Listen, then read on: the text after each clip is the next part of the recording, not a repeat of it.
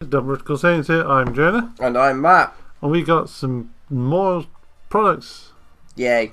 I wasn't sure how to word that. Yeah, they just basically got, oh, by the way, guys, here's a product announcement of release dates and so on and so forth. And then going, we're supporting these things and all that kind of stuff. So, first up, we got November 13th draft box, which obviously we're all fully aware of. Mm-hmm.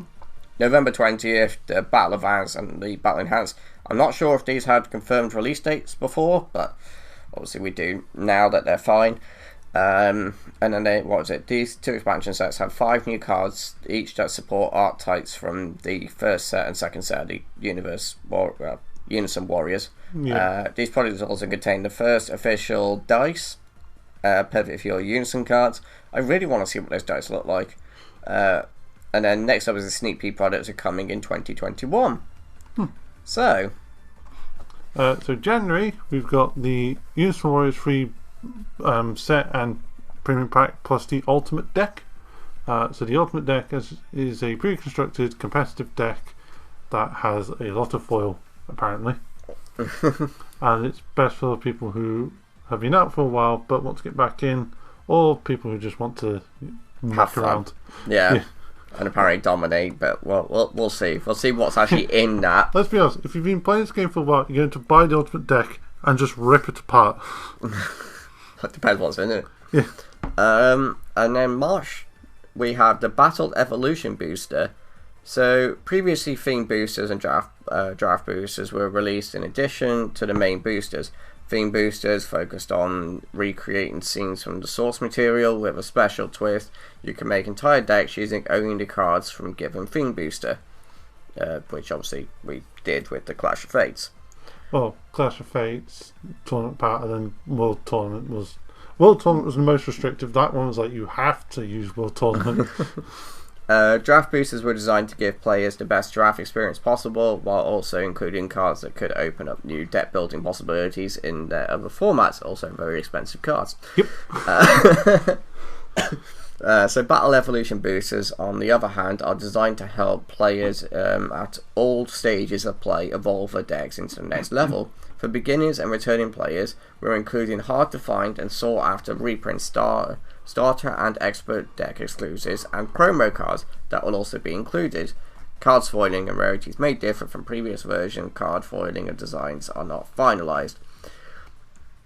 So, reprint cards that they've said already. So we got the Gogeta from the starter deck of the, well, basically it is the Gogeta Fusion Gogeta starter deck. Yeah. That had 2 cards that were specifically for the fusion that had effects if you used them, and this was just a tech team card at one point, just for decks anyway. And yeah, we got the 21 that came in the that start deck when he introduced multicolor. What is it, the expert deck?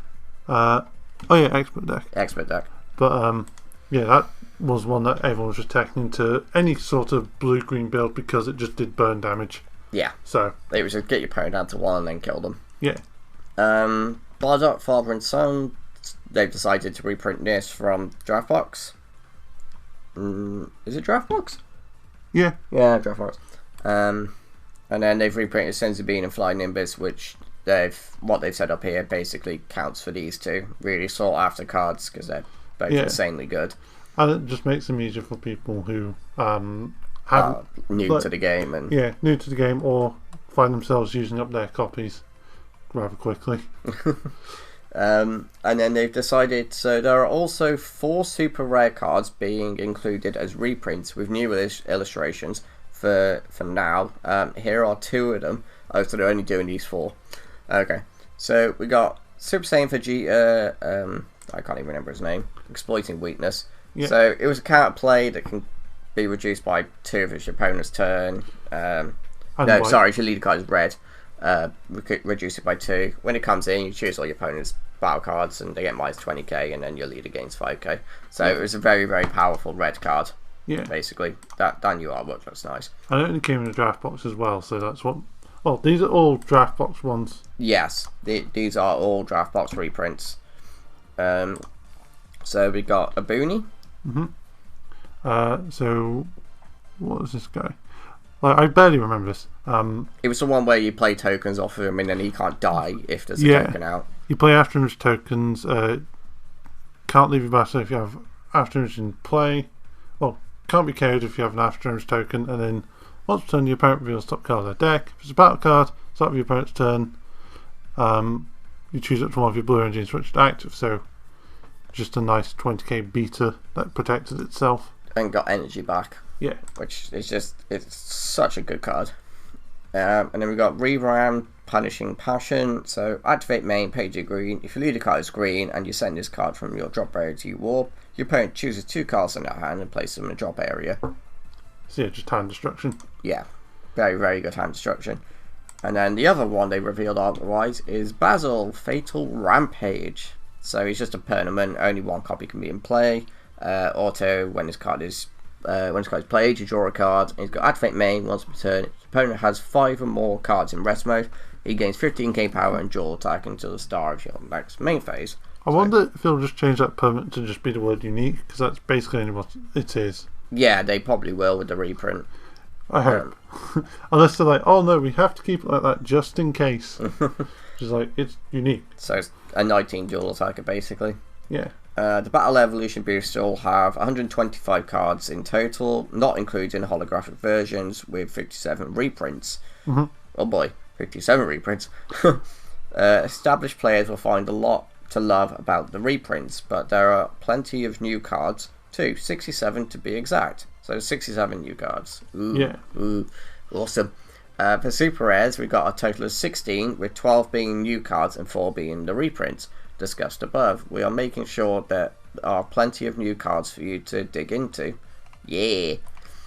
So like draft box boosters, the new cards in this set include many cards that will make meta decks stronger or improve existing archetypes. Oh joys.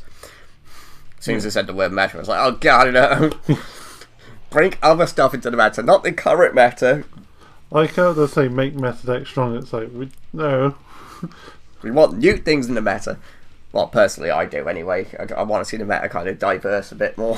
It's always nice when it changes, because then nothing stays at the pinnacle, which means that there isn't one godly deck. No. That's how it should be. But it does get expensive. Yeah. Depending on how competitive you want to play. Oh, I wasn't denying that. And if we haven't forgotten to include some new archetypes for players that want to make some brand new decks, you can... Oh wait, new archetypes? Well, okay. yeah, you can also use old cards and power sets to put together new themed decks, or use new cards to power up old favourites. All of those cards here to help your collection evolve to the next level, no matter what kind of deck you want to make. The set is still being designed, but we have a few cards to reveal today. We think they'll help drive home the idea of how this set works. Obviously, anything you see with these cards is not finalised. These effects could change so easily. It does say card design's not final. So to start with, we got Vegeta Royal Evolution. Say 2-drop red with 15k power. Its auto is be paying 1 red if your opponent. Yes, it is Universe 7 for those who. Okay. Yeah, good point. It does matter for Universe 7. It does matter for different decks as well. Yeah. So yeah, you pay red if your opponent has 3 or more energy and it's your turn. At the end of the battle, which you combo with this card, from your hand, switch up to one of your mono red energy leaders. I said mono. It sounded like you said mono. I was like, wait, no. what?